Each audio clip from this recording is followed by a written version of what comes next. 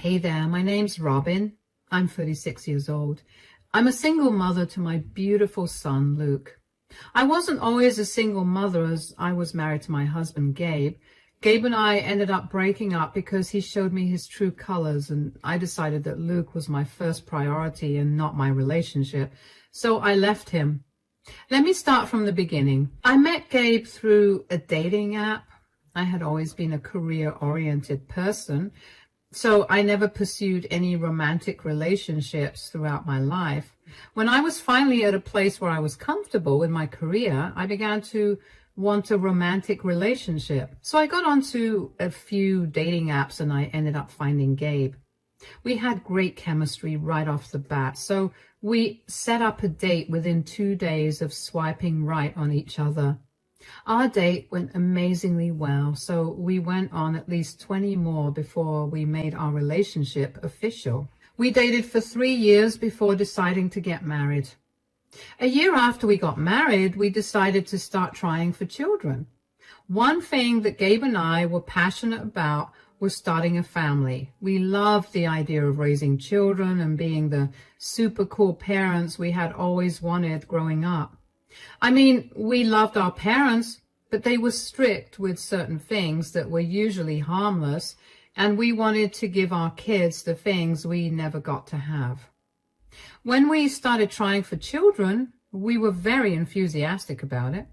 We were excited, but that excitement slowly began to fade. We tried for 6 months and got no results. We did as much research as we could on how to increase the chances of me getting pregnant, and tried them, but we still never saw any results. Pretty soon, our lives became consumed with trying to get pregnant. Every day, we would only talk about how wonderful it would be to have kids and what we planned to do with them. After trying for 2 years with no results, I finally broke down. I had tried my best to be strong and keep going, but the disappointment of not getting pregnant weighed on me too heavily. To comfort me, Gabe told me that we should get our fertility rates tested. We hadn't checked up until that point because I was adamant about nothing being wrong with either of us. I guess I was just terrified to find out what life would be like if one of us, especially me, ended up being infertile. I felt like Gabe would leave me, so I delayed it as much as I could.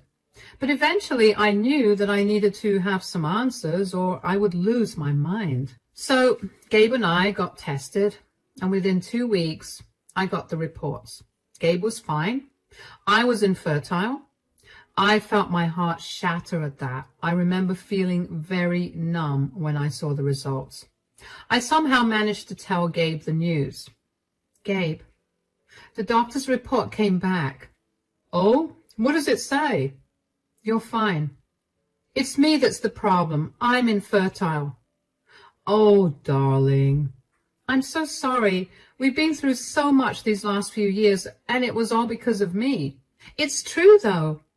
If we had gotten me tested first, we wouldn't have gone through so much if it wasn't for me. I'm a failure. Robin, you are not a failure at all. Are you kidding me?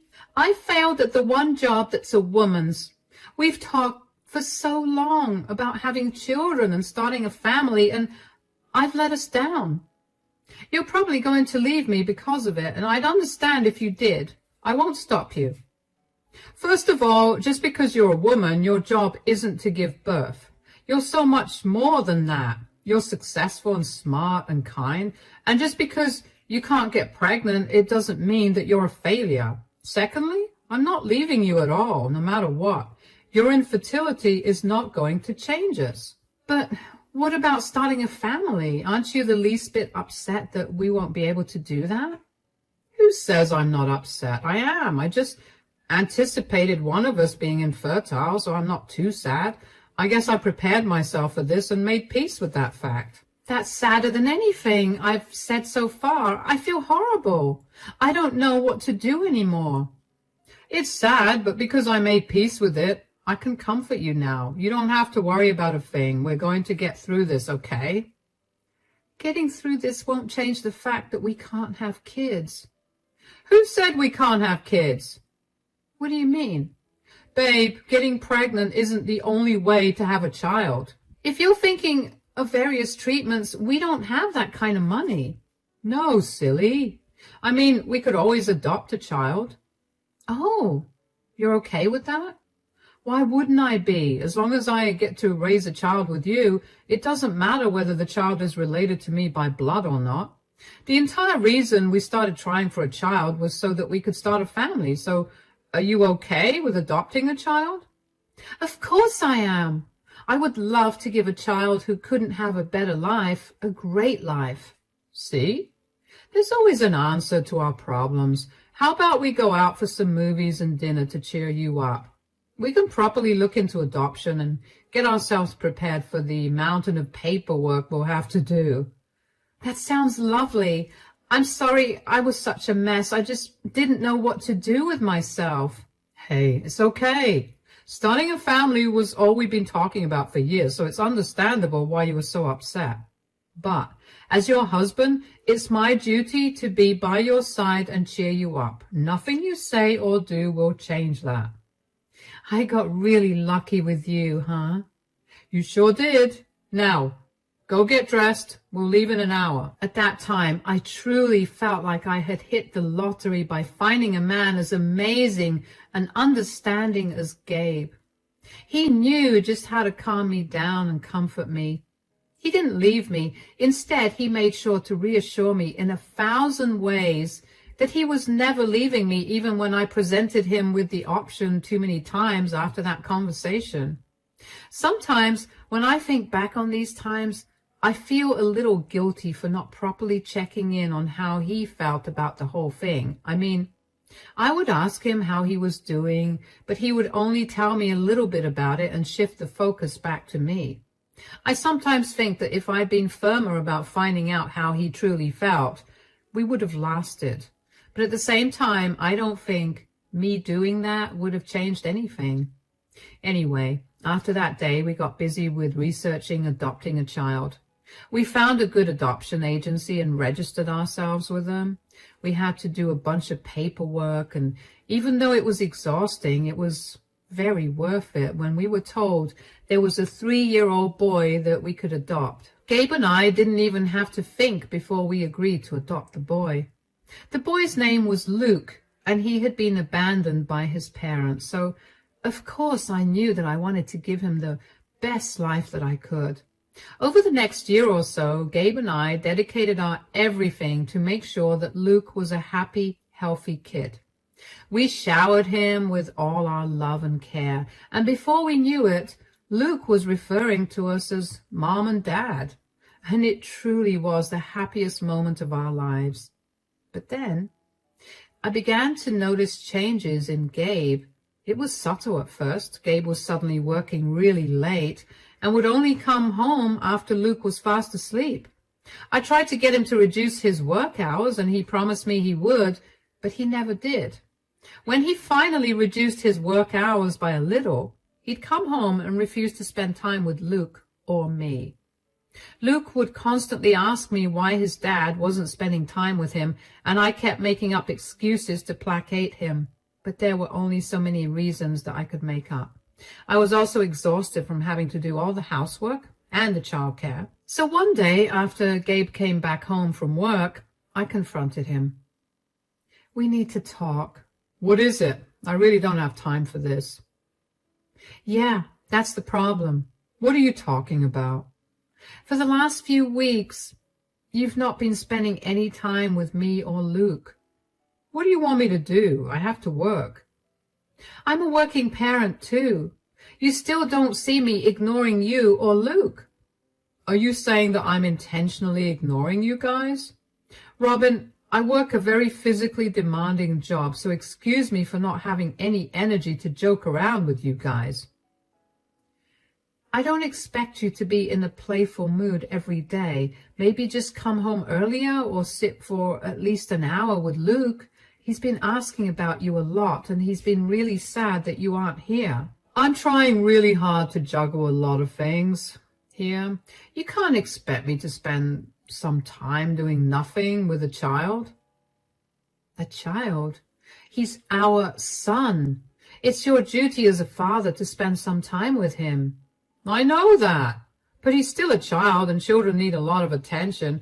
I can't give him that when I'm so exhausted every single day. Why don't you understand? Do you think it isn't upsetting me that I'm not spending any time with my son? I want to, but I really just don't have the energy to. Stop making me seem like I'm some monster. I'm sorry. I didn't mean to make you feel that way. I'm just really frustrated with you not being around a lot. I'm doing most of the childcare, the housework, and my actual job too. I'm overly tired. I just want you to contribute. I understand that you're tired, but I really need you to carve out time for Luke, at least a few times a week. I haven't had any time to myself in weeks, and I've run out of answers to give Luke when he asks me where you are. I'm sorry for lashing out at you two. I know it's not easy raising a child all by yourself, and I'm sorry I'm making you do all that.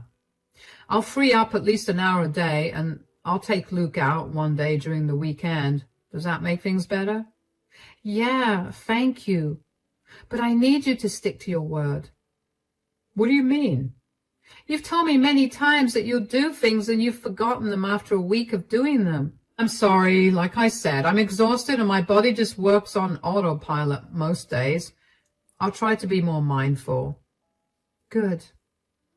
Are you sure you're only tired from work? I know I was very aggressive with my confrontation right now, but I still care about you. Tell me if there's anything else that's bothering you. We're a team, remember? It's just work. It's getting harder to do a lot of the things I had easily done a few years ago. And it's not helping that we're raising a child now. I mean, I keep trying my best to be mindful and careful because I want Luke to grow up to be a good person. I don't want to mess him up in any way, but I'm already doing it. Hey, you're not going to mess him up in any way. You just need to be around a little more. And you will from now on. We'll get through this together, okay? Yeah. I'll go spend some time with Luke right now, and then I'll head to bed. I thought that would have been the end of it, but Gabe did what he always did. He listened to what I said for a week and then reverted to not spending time with Luke and me again.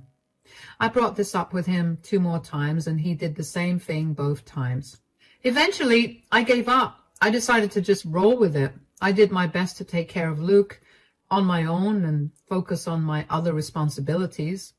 Gabe would sometimes spend time with us, but most times he wouldn't. Luke also got used to his dad not being around much. On the bright side, Luke and I got very close, and I was his favorite parent. My relationship with Gabe was also taking a hit because of his absence. We went from spending every evening together to him only coming home way after I'd fallen asleep. When I'd leave for work, he'd be fast asleep. We barely spoke unless it was concerning financial matters. I tried to get him to spend time with me, but he was always busy. I couldn't help but feel like there was something that Gabe was hiding from me. It was a gut feeling, but I couldn't quite place what the issue was. I couldn't even confront Gabe about it because he would not take my gut feeling seriously. One day, I had a terrible day at work, and when I got back home, I noticed Gabe's car in the driveway. I thought that day was going to be one of the days where he was in a good mood and that we'd get to spend some family time together. So I walked into the house, happy about it. I'm back home. Today was exhausting. In the living room. Oh, I just need to take a hot shower right now. And, oh, who's this? Robin, this is Leah. She's going to be the mother of my child. What? What do you mean? I've been seeing Leah for over a year now, and she got pregnant now, so I'm going to be living with her. Excuse me? You've been cheating on me? And this is how you choose to tell me? Would you rather I just walk out without having said anything? That would have been significantly better than this. You were right, Gabe. She is crazy. Why did you cheat on me, Gabe? What did I do to you for you to cheat on me? Isn't it obvious? You couldn't give me a kid of my own. Are you serious? What happened to you being understanding and wanting to stay by my side no matter what? What about Luke? Are you going to abandon him? Just like that? I tried my best to make peace with the fact that Luke was not my actual son, but I couldn't. It's just not the same as having my own child. Hold on. Is this the reason you've been ignoring Luke for the last 8 months, because you were busy getting another woman pregnant and planning to leave him? That's a crude way to put it, but technically, yes. Why did you even stay for so long if you were planning to leave us? I wanted a family and you two were just there. But now that I'm going to have a baby, who's my own, I don't need you anymore. So you're just leaving us, like that? Did we really mean nothing to you? You were the one who told me that just because I was infertile, it wouldn't change us. What did you expect me to say? You were the woman I loved at that time, and I didn't like seeing you upset. I said whatever I could to get you to stop crying. Why didn't you just tell me you were not okay with me being infertile? Why did you have to lead me on like this? Do you know how hurtful this is? My God, how pathetic can you be? Your man found a real woman and he's leaving with me. Stop asking so many questions and just make peace with it. Who even are you to speak to me like this? I'm the woman who's giving Gabe a child in a month, something you could never do. Come on, babe, let's go. Robin, I'll need you to leave the house within a month. I'll see you then. Gabe and Leah left the house after that, and I felt numb. I felt like I was in some horrible nightmare. Never in a million years did I ever expect this from Gabe. He had always been the sweetest person, always vouched for us as a couple. I had heard many horror stories of husbands changing after they found out that their wives were infertile, but I never expected to be a part of that. Gabe had promised me that we were never going to change after all. I don't really remember much of the next few days. My body functioned on autopilot. Luke could tell something was wrong too, but I did my best to make him feel like everything was all right. Eventually, I guess my brain finally registered that Gabe was gone and that our relationship was over, and I had a really bad breakdown. I called my parents because I couldn't stop crying and I didn't know what to do with myself. They rushed over and comforted me. They helped take care of Luke while I processed all my emotions. They were really angry that Gabe did something so horrible, not only to me, but also to Luke. They stayed with me for 2 weeks and helped me pack everything up. When I was doing a little better, I sat Luke down and gently explained to him that Gabe would no longer be a part of our lives. Luke kept asking why, but I had no answer to give him. I ended up telling him that his dad had to leave to visit someone and wouldn't be back. Luke did not like that answer, but accepted it. My mom and dad did their best to be there for Luke as well, because they didn't want him to feel like his dad was not there. I don't know how, but the month had finally come to an end, and my mom left to go back to her place so that she could prepare Luke's and my room, and my dad went to work. Luke and I were alone for the first time in a long while, and it was upsetting, but I powered through. I finished packing up the last of our things, and then I heard the doorbell ring. I checked the camera and saw that it was Gabe. I quickly put Luke in his room and told him to stay there. I walked downstairs and opened the door. You didn't have to come here to get us out of the house. Luke and I are leaving in an hour or so. We're waiting for my dad to come and pick us up after he's done with work. I didn't come here to kick you out. Why are you crying? My life has turned into a nightmare. I don't really care, Gabe. If you haven't come here to kick us out, then I have nothing to talk to you about. I'm going to Luke's room and wait there till my dad comes. Leah's baby wasn't mine. What? The baby had a different complexion than me. She tried to pass it off as a genetic thing from her family, but I made her do a DNA test on the baby, and it wasn't mine. Oh, wow. Why are you laughing? Did you not feel sorry for me at all? My entire life has turned upside down. Why would I feel sorry for you? You were the one who cheated on me, who let his affair partner insult me, who promised to stay by my side and accept me, but quickly turned around and left me for another woman who could bear him a child. who abandoned the child that he adopted to have a child that had his blood. There's absolutely no reason to feel sorry for you at all. You deserve everything that's happening to you. I know I messed up really bad. I just can't seem to understand why Leah would lie to me. Probably because she saw that you have money and she wanted that. I was really wrong about her, Robin. I'm so sorry that I left you for her. Is there any way that we could go back to being a family again? You're kidding, right? No, I really am sorry. I abandoned my wife and my son because I was selfish. I was hurting, and instead of talking to you about it, I let it come out in ugly ways. I'm so sorry. Please take me back. I miss you guys so much every day. It took a lot of guts for me to come here today, so please consider taking me back. Gabe, do you realize how messed up what you did was? You comforted me when I felt like a failure for not being able to bear children. You told me that you would stick by me no matter what. I gave you the option to leave me many times, but you were adamant about staying. You stuck with me through the whole process of adoption and spent 2 entire years with Luke before you decided that you wanted a son that was biologically yours. Forget about how I felt, but did you really not think about how your actions would impact Luke? I didn't. Ever since you left, Luke has been depressed. He kept asking me if he was the reason you left. It did not help that you ignored him for months before you left. He may be a child, but he's very observant. I've done my best to tell him that he was not the reason. But do you know how heartbreaking it is to hear a child ask that? I know, I messed up big time. Will you please let me just talk to Luke and make things right with him? I don't want you anywhere near Luke anymore. What? But I'm legally his dad, too. That's being taken care of right now. I've arranged to have your name removed as Luke's father. What? Luke was referred to a child psychologist to deal with his feelings, and the psychologist told me that it was imperative that I only introduce you back into Luke's life if I was sure you were going to stay in his life.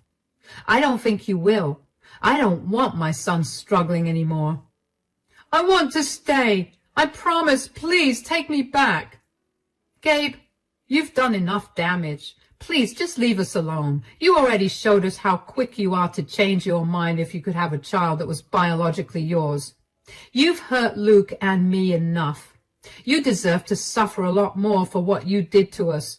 You'll be served with the divorce papers soon. Please never contact me or Luke ever again. I went to Luke's room and I locked the door. I was beyond mad. Yet at the same time, I couldn't help but feel happy that Gabe's new life came crashing down before he could even get to enjoy it. It made me feel like, for once, the universe was on my side. I waited in Luke's room with Luke for an hour before my dad called me to let me know that he was there. He saw Gabe in the house and had a stern talk with him about leaving. Gabe tried to fight my dad, but he'd always been intimidated by him, so he left after that. My dad helped me move all of Luke's and my things. Luke was a little upset about moving, but he quickly cheered up after he saw my parents. He loved being with them because they always spoiled him senseless. He quickly forgot that we had moved out of the house, and I was glad that was the case. Gabe kept trying to contact me, but I wanted nothing to do with him, so I ignored him. My lawyer advised me not to block his number so I could use all his texts as proof of his abandonment if needed, which actually ended up being pretty useful because Gabe had texted me 1,000,000 times with apologies for abandoning Luke and me. When he realized that I was not going to respond to him, he began to send angry, mean texts about how leaving us was the best thing he did because he didn't want ungrateful brats in his life. He also said he was glad that he no longer had to take care of Luke because Luke was not his and would never have been if he continued to raise him. When it came time to decide the custody of Luke, I provided the evidence of all of Gabe's texts, and let's just say that Gabe's lawyer did not like that one bit. Gabe ended up losing custody of Luke, and he was taken off as Luke's adoptive parent. It took over a year for the divorce to get finalized, but once it did, I immediately blocked Gabe. I got a lot of texts from Gabe's family calling me a horrible person for divorcing him and taking away his child from him.